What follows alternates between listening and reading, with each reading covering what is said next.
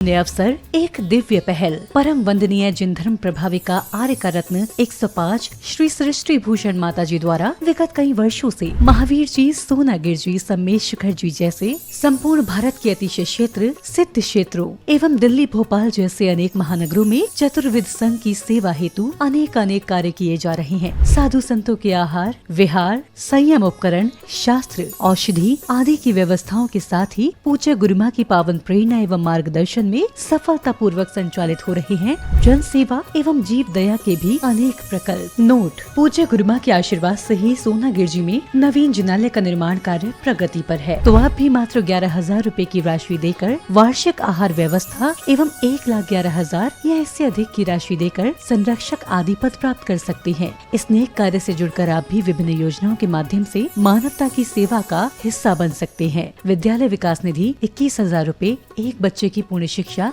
वार्षिक, 11,000 रूपए विद्यार्थी यूनिफॉर्म एवं पुस्तक दान 5,100 रूपए, गौ सेवा एवं संरक्षण योजना 11,000 रूपए और साथ ही चतुर्विद संघ की आहार व्यवस्था, औषधालय, स्वावलंबी योजना, छात्रवृत्ति एवं अन्य योजनाओं में हस्त मुक्त राशि देकर 7 पुण्य प्राप्त कर सकते हैं। आप अपनी सहयोग राशि निम्न बैंक खाते में जमा करा सकते हैं। बैंक: पंजाब नेशनल बैंक, खाता संख्या 0212 000 1011 77277, IFSC code PUNB 00212000, UPI ID 826962 7577 @PNB एवं जमा की गई राशि नीचे दिए गए नंबरों पर अवश्य सूचित करें। संपर्क सूत्र 9376591001, 9376571003, 7880099109।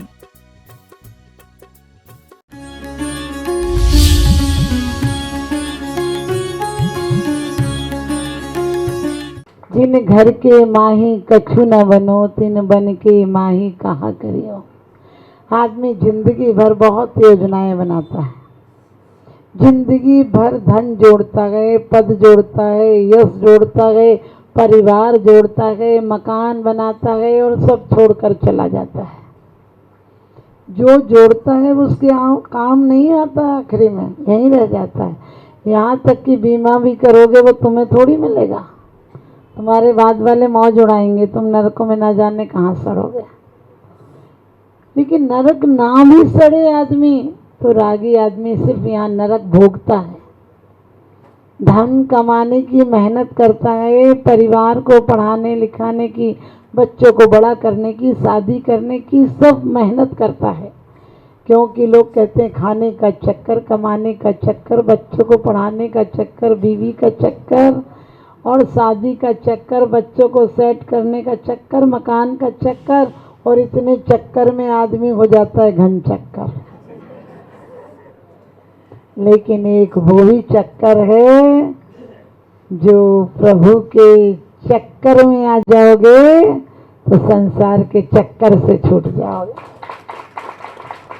मौत दो ही जगह ले जाती है, या तो मौत मातम बन जाती है या महोत्सव बन जाती है। ये मत सोचना कि आपने कोई बहुत बड़ा काम कर लिया, एक मकान की जगह 4 बना लिए, रहोगे तो एक ही में। कहते हैं कि जिसके नाम से करोड़ों की जमीन थी वो सिर्फ 3 गज जगह में जला या दफना दिया गया। क्या फर्क पड़ता है, मिट्टी दोनों में ही होना है। लेकिन कुछ ज्ञानी मिट्टी से मूर्ति बना लेते हैं और कुछ समझ गए मिट्टी में मिल जाया करते हैं। एक मिट्टी की मूर्ति बनती है तो पूजने के काम आती है, और एक मिट्टी हाथ धोने के काम आती है। एक सड़क पर पड़ी धूल होकर पैरों के तले मसली जाती है। जिंदगी वही है। आदमी का अंतर्देशी लिफाफा है तो 1, 2 और 3 मोड़ के बाद पोस्ट हो जाता है। लेकिन पोस्ट कहाँ होगा ये उसके हाथ में बात है। उसने यदि एड्रेस विवेक से लिखा होगा तो मोक्ष और स्वर्ग तक उसके पत्र जाएंगे, और यदि अनाड़ी हाथ में लिखा होगा जिसे लिखना ही नहीं आता होगा तो धक्के खाकर किसी जेल में पकड़ा जाएगा। क्योंकि ट्रेन में बैठना पर्याप्त नहीं है, ट्रेन में एक टिकट लेके बैठना, एक बैरंग बैठ जाना। एक आदमी बैठा था टिकट में, तो टिकट बिना लिए बैठ गया गाड़ी में। टीटी आया, बोला टिकट दिखा। तो बोला बोले कैसे बोलता है रे? तो बोले पड़ा क्यों है? बोला घर पर पड़ा है। पड़ा है ना, भैंसे के पड़ा को वो पड़ा समझ रहा था। टिकट लिया नहीं था तो टीटी ने पूछा कहाँ जाना है? उसने कहा अयोध्या। उसने कहा अयोध्या नहीं, अब तू मथुरा जाएगा। समझ गए? ऐसी बातें तुम लोग को कितनी समझ में आती है। कृष्ण का जन्म कहाँ हुआ था? जेल में हुआ था। आप सबका जन्म कहाँ हुआ था? आपने अपने अस्पताल के नाम याद कर लो। पुण्य था तो घर पे हुआ होगा, लेकिन हम आप सबका जन्म जेल में ही हुआ।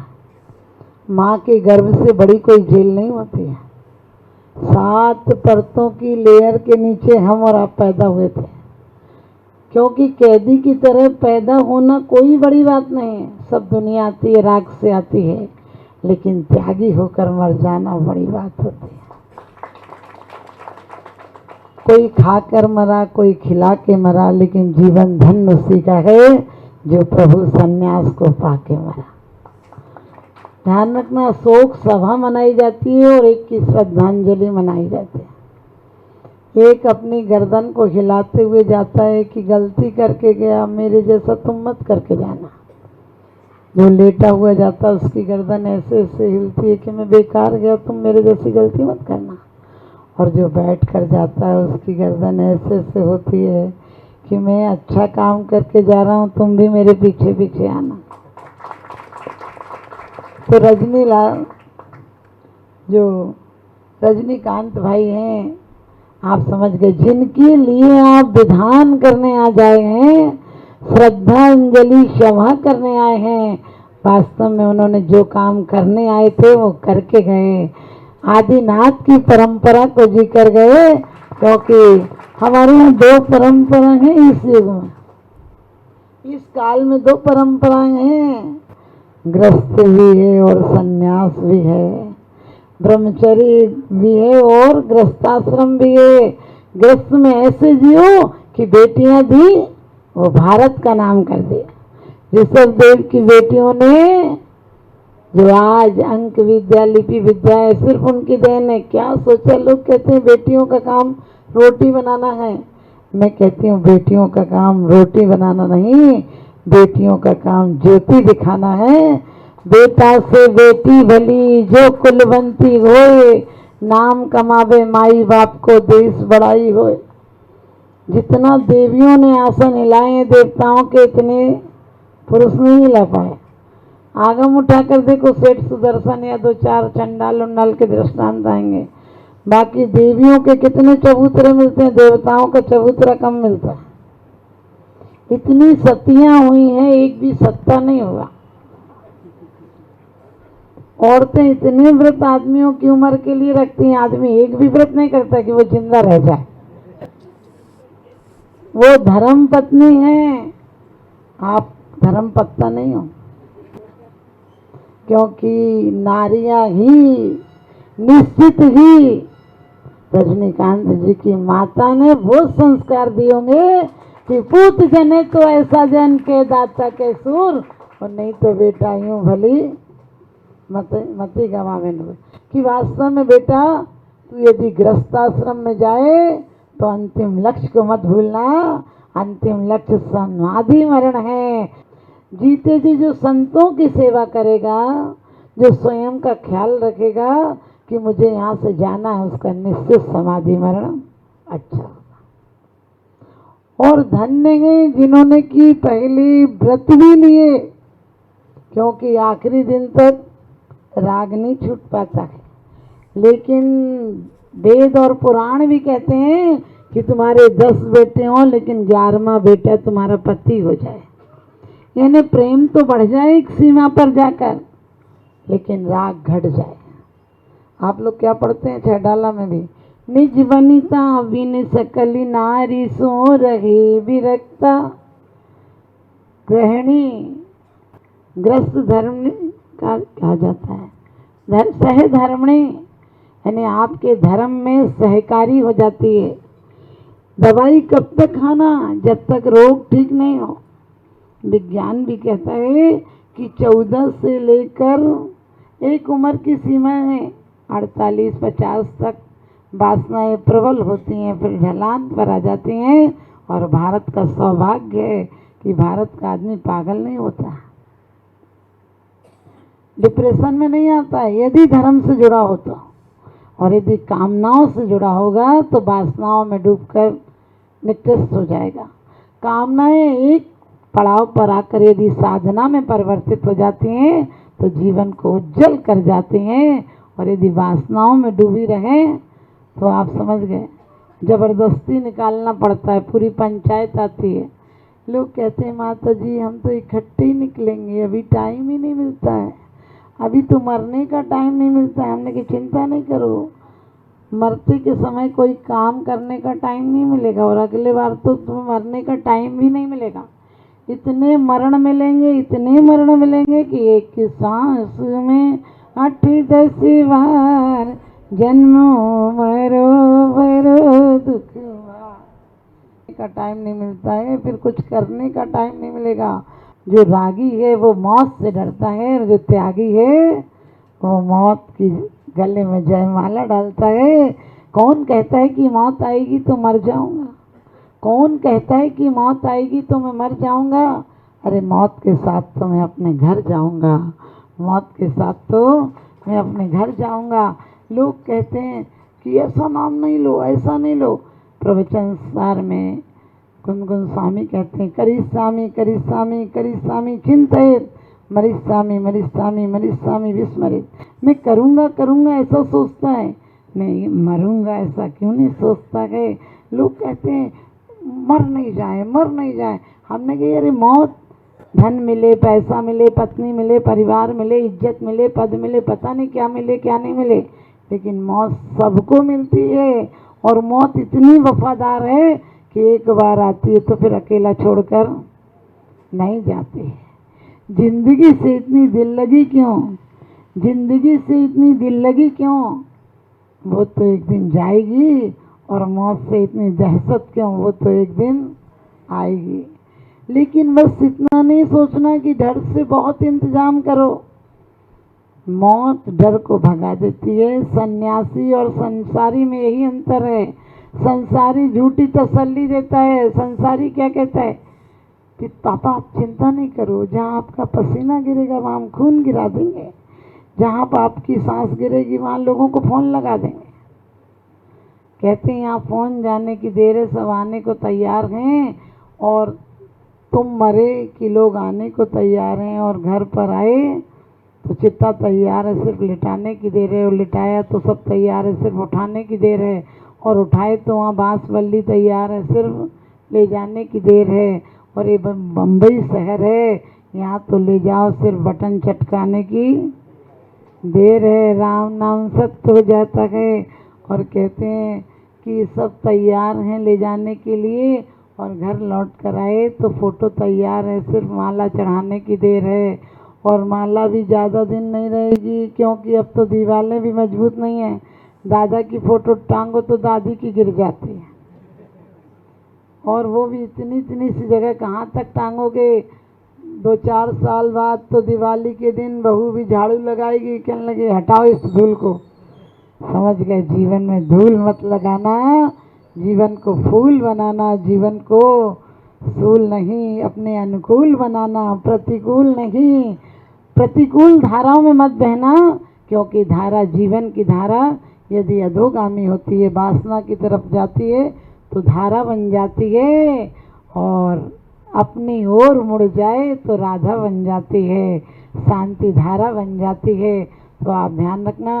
वो धन्य कांतिलाल जी जिन्होंने कि अपने सुखमय परिवार को छोड़कर भी उस सन्यास को धारण किया, और सन्यास नहीं अंतिम सन्यास का फल, क्योंकि मुनि होकर जाना एक दिन मोक्ष का रास्ता खोल देता है। क्या करना? चित्त सजान रक्त रहे। जीवन में आप लोग साधु दिखते हैं गिरगिट की तरह, हाथ झुकाए, क्योंकि चुस्त कपड़ों से शरीर मेरा जाम है, चुस्त कपड़ों से शरीर मेरा जाम है, झुक नहीं सकता भगवान, इसलिए स्टैंडिंग में ही तुम्हें प्रणाम है। वास्तव में खड़े खड़े प्रणाम करोगे तो आखिरी में खड़े ही खड़े लोग तुम्हें छोड़ कर आएंगे, समझे। और कुछ दिन बाद ऐसी नौबत आएगी कि खड़े खड़े पलंग पर ढकेलना पड़ेगा। लोग कहते ना इसमें तकलीफ है उसमें तकलीफ है। अरे साधु संत चला करें तो पैदल चला करो। हमने कहा लोग कहते हैं हम तो इकट्ठे निकलेंगे, हमने कहा इकट्ठी तो इतनी बेइज्जती से निकलोगे। उस दिन की कर याद की जिस दिन चल चल चल होगी और चढ़ने को 2 बांस मिलेंगे तन पर मलमल। मखमल की फैक्ट्री खुलवा जाना, मलमल ही मिलेगी सस्ती सी। और जिंदगी भर धन धन धन करते हुए एक दिन हो जाएगा तुम्हारा निधन। लेकिन धन धन में जे जीव नर भव पाए यह कारज किया। कौन सा कारज किया? संन्यास हर कोई ले पाए ये जरूरी नहीं है।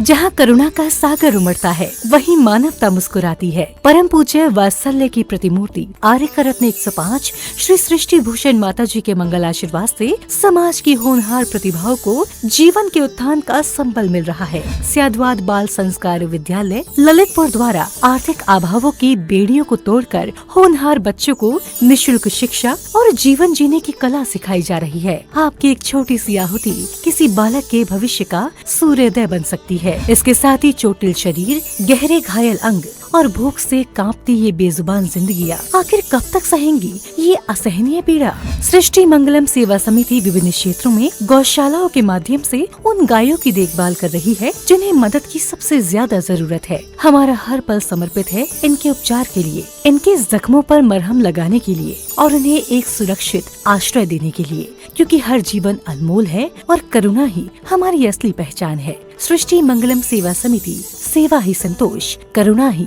कर्म।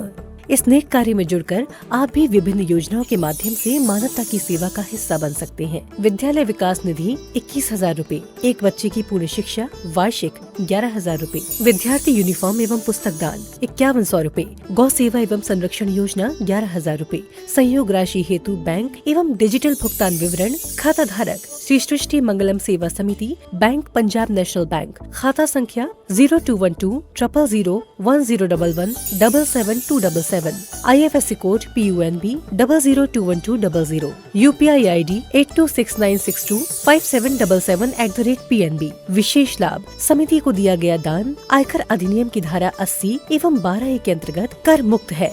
अपनी रसीद प्राप्त करने हेतु पैन कार्ड की जानकारी साझा करें। 9376571001, 9376571003, 9660408461। राष्ट्रीय राजधानी दिल्ली से 144 किलोमीटर दूरी पर स्थित राष्ट्रीय राजमार्ग 9 पर